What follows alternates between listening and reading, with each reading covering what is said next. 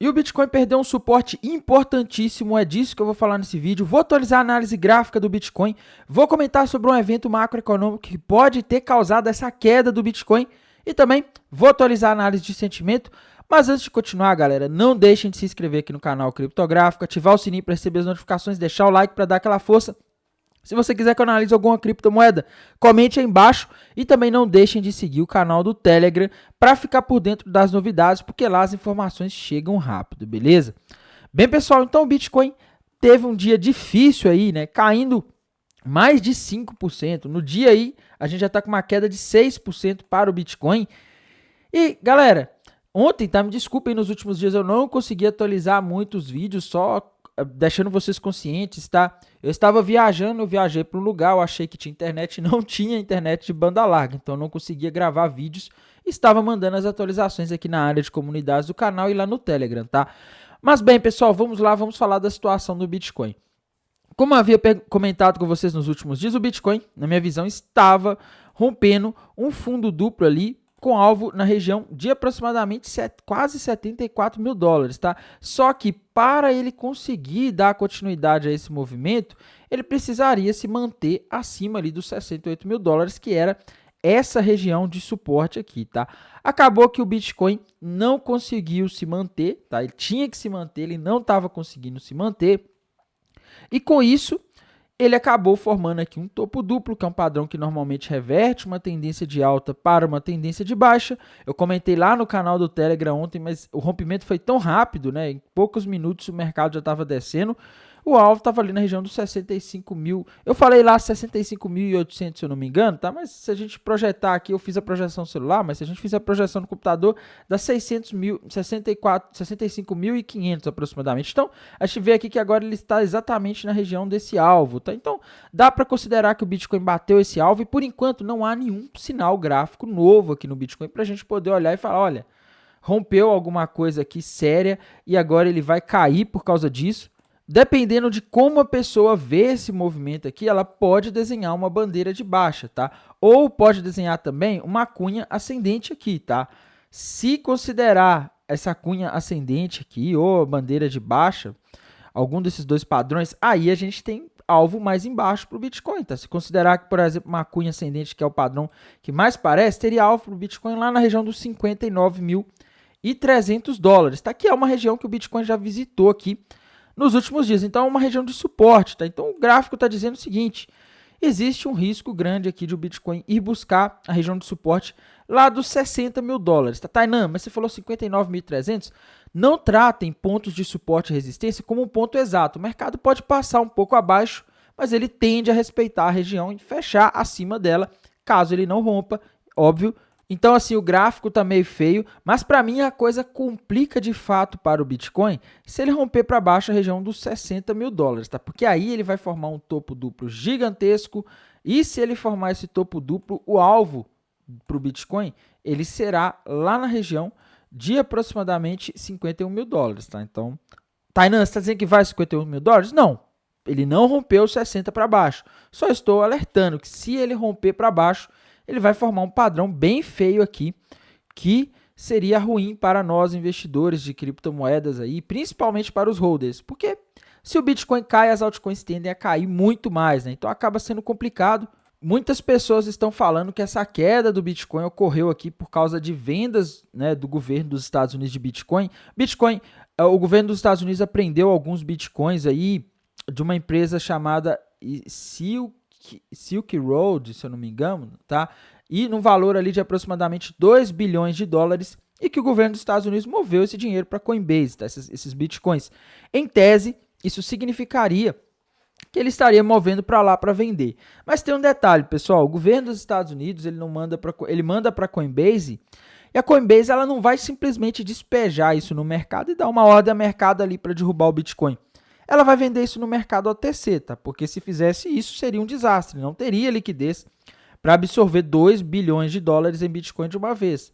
Então, geralmente eles movem para o mercado OTC e essa venda é feita aos poucos, tá? Então, só para vocês saberem, eu não acho que é isso que está causando essa queda de hoje, até porque o que parece é que essa análise essa movimentação foi feita na manhã dessa terça-feira, de hoje, e a queda do Bitcoin mais forte foi ontem de noite, na segunda-feira.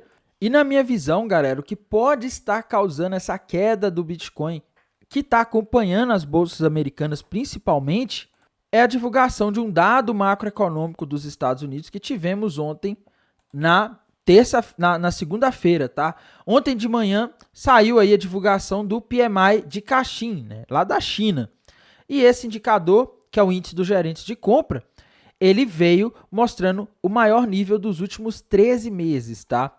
O PMI, que no mês de fevereiro estava em 50,9, passou para 51,1. Tá? Acima de 50, o PMI já mostra expansão na atividade econômica. Ele não só veio acima de 50, como veio acima do mês anterior. Isso aqui mostra que o setor industrial da China está começando a se aquecer. Tá? Mas, Tainan, isso é bom ou ruim? Depende para quem. Para nós brasileiros, por exemplo, que dependemos muito de exportações para a China, isso é excelente, tá? Porque isso aí tende a gerar demanda por commodities que o Brasil exporta para a China, né? Minério de ferro, soja, e tende a dar uma perspectiva de que no futuro essas commodities podem estar valendo mais, o que faz com que entre mais dinheiro no Brasil. Mas para ativos de risco como o Bitcoin e para as bolsas americanas, isso não é bom, porque a economia da China e também da Europa, né, a gente teve outros dados aí mostrando a economia europeia crescendo, a economia da China crescendo, a economia da Europa crescendo, a economia do mundo crescendo, é ruim para a inflação, tá? Então isso aí assustou os investidores. A gente tem que lembrar que a principal narrativa nos mercados hoje, a principal especulação é de quando o Fed vai cortar os juros, tá? E se aparecem dados mostrando a economia de outros países grandes economias crescendo e possivelmente aumentando sua demanda e gerando inflação, isso indica que talvez o Fed não possa começar a cortar os juros em junho. Talvez ele tenha que deixar os juros mais altos, porque há uma tendência de inflação global. Geralmente, quando a economia se aquece, as pessoas consomem mais e os preços dos bens e serviços tendem a subir. Tá? Então, isso jogou um balde de água fria no mercado. Parece bom? Eu acho bom para nós, brasileiros. Mas para os mercados isso é um pouco chato, porque tende a jogar para frente a perspectiva de corte de juros nos Estados Unidos se isso daqui começar a gerar inflação. Lembrando, pessoal, o mercado ele sempre reage antes, tá? Não aconteceu assim um boom na China por enquanto, né? A economia chinesa não está causando inflação, mas o mercado ele reage bem antecipadamente. Ele tomou um susto, ele viu que algo pode dar problema, ele já começa a precificar isso bem antes, tá? E a gente consegue ver isso bem na curva de juros dos Estados Unidos. Tá? Se a gente for aqui para os juros longos, por exemplo, de 10 anos, olhem o salto que os juros de 10 anos deu. Hoje, o rendimento dos títulos de 10 anos nos Estados Unidos deu hoje e ontem, tá? Hoje subiu quase 1%, ontem subiu 2,5%, tá? Juros subindo, geralmente, são ruins para ativos de risco. Em 2023 e até mesmo em 2024, o mercado não estava sentindo tantos juros. Em 2022, quem acompanhava o meu canal deve lembrar. Quando saía alguma coisa que fazia a curva de juros, principalmente de 10 anos dos Estados Unidos, subir, a gente via o Bitcoin caindo, a gente via ações americanas de empresas americanas caindo. Só que em 2023 não foi assim, tá? O juros estava ali subindo e o mercado simplesmente ignorando. 2024 a mesma coisa, juros extremamente elevados e o mercado ignorando. Mas dessa vez parece que o mercado resolveu olhar para os juros e falar, nossa, situação perigosa. Eu penso, pessoal, que o mercado americano ele andou ignorando muito esses juros altos aqui por causa disso daqui, ó. Por causa de empresas ligadas à inteligência artificial, tecnologia. As empresas do setor de tecnologia andaram puxando aí o mercado americano para cima, tá? Principalmente o SP500 e esses índices. E o Bitcoin é muito correlacionado aí com as empresas da Nasdaq, né? Ele tende a andar junto, né? Quando um está em tendência de alta, o outro também fica. Então eu acho que isso tudo aí ajudou a puxar, tá? Só que agora a situação começa a ficar um pouco complicada, o mercado está começando a ficar com medo. Será que o Fed não corta os juros em junho? Eu acho que até junho a gente vai ter muitos dados macroeconômicos aí para saber se corta ou não, tá? Mas o fato é que é narrativa, pessoal. O mercado hoje comprou essa narrativa aí nos últimos dias de que a gente pode voltar a ter inflação, de que o Fed pode ser obrigado a manter os juros altos, tá? Mas assim, nada de concreto, não aconteceu nada para a gente falar, nossa, a inflação tá bombando. Não, pelo contrário, na semana que vem, a gente teve o núcleo do índice de preço PCI, que é o dado de inflação que o Fed mais olha ali dentro da expectativa, tá? Então, as coisas por enquanto parecem estar indo muito bem. Ontem a gente teve dados macroeconômicos do PMI industrial lá dos Estados Unidos, vieram acima de 50, o que é excelente. Tá? Hoje a gente teve oferta de empregos Jolets que veio ligeiramente abaixo da expectativa e abaixo do dado, veio acima um pouco do dado anterior, tá? Mas amanhã será o dia, galera. A gente vai ter variação de empregos privados ADP, PMI do setor de serviços, PMI e ISM de produtos não manufaturados e discurso do Jerome Powell às 13h10 da tarde no horário de Brasília, tá? Então esperem volatilidade para essa quarta-feira. Amanhã o bicho vai pegar no mercado e a semana vai ser daquelas, viu? Porque na sexta-feira é dia de payroll, aquele famoso dia em que o mercado fica volátil, fica indeciso, principalmente na parte da manhã, tá? Então amanhã o bicho pega. Eu acho que amanhã é mais importante do que a sexta-feira, no caso dessa semana, porque a gente vai ter discurso do Jerome Powell, tá? Então a gente vai ter provavelmente bastante volatilidade amanhã. Vamos ver se o Jerome Powell pega leve no discurso como ele vem fazendo e ajuda o mercado a subir, tá? E, galera, em termos de dados macroeconômicos, é isso, tá? O que eu tô temendo aqui é que o mercado pode começar a comprar aquela narrativa de que dados que mostram a economia forte são ruins para o mercado, tá? Se isso acontecer, vai complicar um pouco.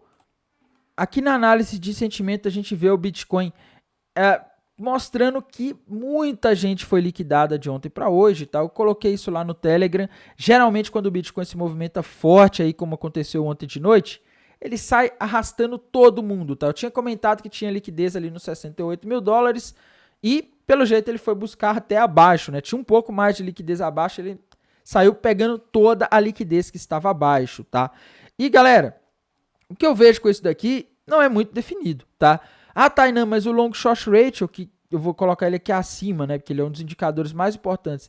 Ele subiu para mais de 2, sim, mas ele subiu enquanto que a gente estava tendo uma queda forte aqui no Open Interest, tá? Isso mostra que ele subiu enquanto posições de trading estavam sendo fechadas. Se as posições de trade estavam sendo fechadas, provavelmente essa liquidação aqui, né, muitas pessoas que estavam apostando que o mercado iria cair, fecharam as suas posições, porque viram que o mercado estava caindo, elas estavam no lucro, e isso fez com que o long short rate subisse, tá? Porque proporcionalmente temos mais pessoas apostando na alta, mas não porque tá entrando um monte de gente apostando na alta, e sim porque as pessoas que estavam vendidas, elas fecharam suas posições, e as pessoas que estavam compradas com a liquidação aqui abaixo, tiveram sua liquidação acionada, tá? Foram tiradas do mercado, e a gente tem que ver também o mapa de calor. Quando a gente vai para o Liquidation Rich Map de 7 dias aqui da High Block, a gente vê que tinha bastante liquidez aqui abaixo, né? Como eu havia comentado com vocês, ali na região dos 68 mil dólares, eu postei isso no canal do Telegram, tá? Porque como eu disse, eu estava viajando, estava sem internet, então só conseguia postar as coisas pelo celular. Tinha bastante liquidez ali na região dos 68 mil dólares aproximadamente, até a região dos 66 mil dólares tinha liquidez, e o Bitcoin foi lá e pegou toda essa liquidez, tá? Agora o mapa de calor mostra que tem muita gente presa ali na região de 63, 62 mil dólares, o que é perigoso, porque indica que o Bitcoin pode cair mais um pouco aí para buscar essa liquidez, tá? E uma coisa que eu errei, galera, ontem eu falei que tinha muita liquidez acima ali na região de 72 mil dólares, que o Bitcoin poderia subir para buscar essa liquidez, mas acabou que isso não aconteceu, tá? O Bitcoin ele caiu mais, principalmente acompanhando o mercado americano. Acredito que essa notícia hoje, embora do governo dos Estados Unidos vendendo Bitcoins, embora ela não tenha sido decisiva na minha visão, ela impacta também, tá? Ela acaba deixando o humor do mercado um pouco pior e eu acho que não tem mais toda essa liquidez ali na região dos 72 mil dólares, tá? Porque a gente viu ali agora há pouco que o Open Interest foi caindo à medida em que o mercado foi caindo, tá? E o long short ratio subindo. Isso mostra que permaneceram abertas mais posições de pessoas compradas, tá? As pessoas vendidas foram saindo do mercado porque, afinal, alguém que estava em short no Bitcoin, quando ele estava na região de 70 mil dólares, com a liquidação em 71, 72, estava muito alavancado, apostando na queda. Se o mercado caiu ali 5%, 10% aí nos últimos dias, essa pessoa que estava alavancada na queda acertou, tá? Então ela teve um lucro muito alto, então muitas pessoas acabam fechando as suas posições. Por isso que eu não vejo mais não levo mais a sério essa liquidez que está mostrando aqui na região de 72 mil dólares, tá? Eu acho que agora seria legal a gente esperar formar pontos de liquidez, porque muitas pessoas foram tiradas do mercado, muitas posições foram fechadas, tá? E como eu atento vocês, tá? A região de até 62 mil dólares, tomar cuidado que o Bitcoin pode ir lá. Isso porque muitas pessoas estão presas apostando na alta e com a liquidação naquela região. A gente consegue ver isso bem no mapa de calor, tá? É lógico que a gente tem que prestar atenção ali nos indicadores do TRDR e ver o que vai acontecer nas próximas horas, mas eu estou com um viés um pouco baixista, tá? Acreditando que o Bitcoin pode retestar os 60 mil dólares nos próximos dias ou talvez até horas. A gente só tem que ver o que o Jerome Powell vai falar amanhã, porque isso pode mudar bastante o mercado. E na minha visão, o Bitcoin está acompanhando bolsas americanas, que também caíram bastante hoje, tá? A gente está vendo o juros subindo, isso está batendo nas bolsas americanas. Então, dependendo do que acontecer amanhã com as bolsas americanas, em função dos dados macroeconômicos que vão ser divulgados e das falas do Jerome Powell, a gente pode ver uma mudança ali no mercado.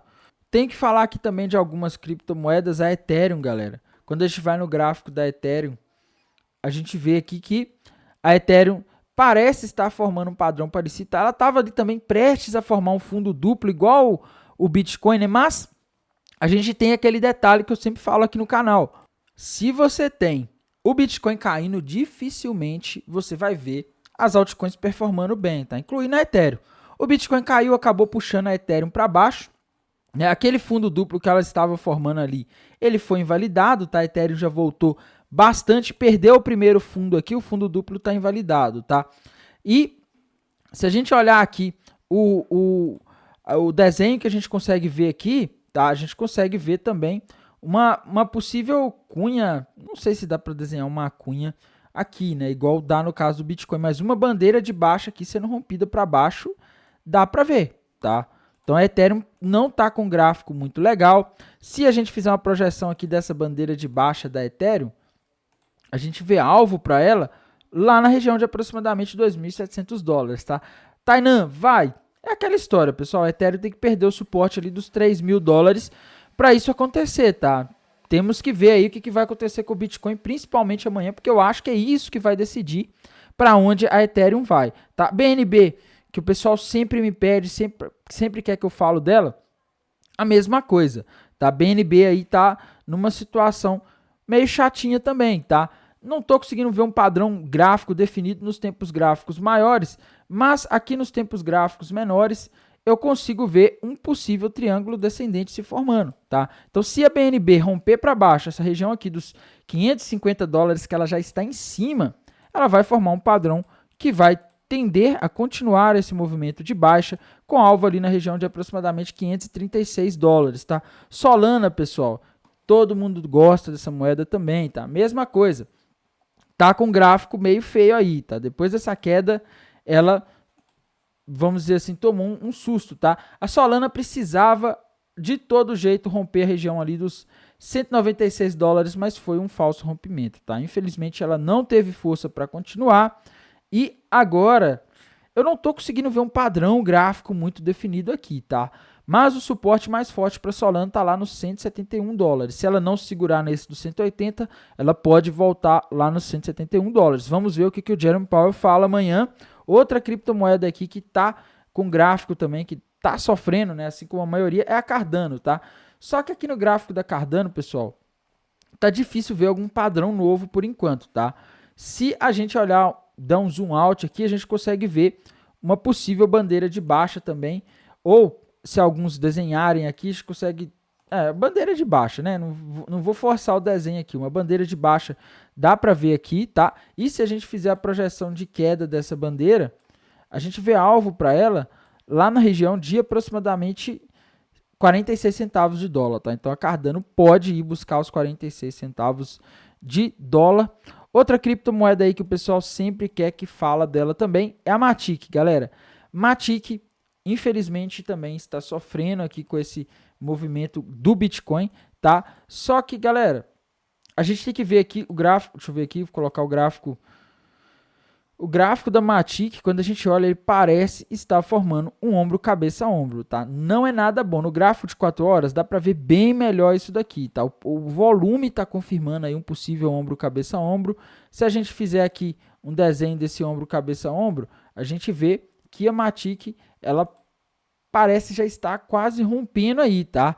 Se ela for buscar o alvo desse ombro cabeça a ombro, o alvo está ali na região de aproximadamente 65 centavos de dólar, meus amigos. Então, assim, a gente está vendo uma ameaça aí de o mercado se desvalorizar muito se o Bitcoin não estancar essa queda logo. Se ele não parar, a coisa realmente fica complicada aí para a maioria das altcoins, tá? Então, outra moeda aí, tem que comentar também sobre moedas aí que eu estava posicionado, tá? FTM, galera. FTM, eu estava posicionado nela, mas ela novamente pegou meu stop com a queda aí dos últimos dias, tá?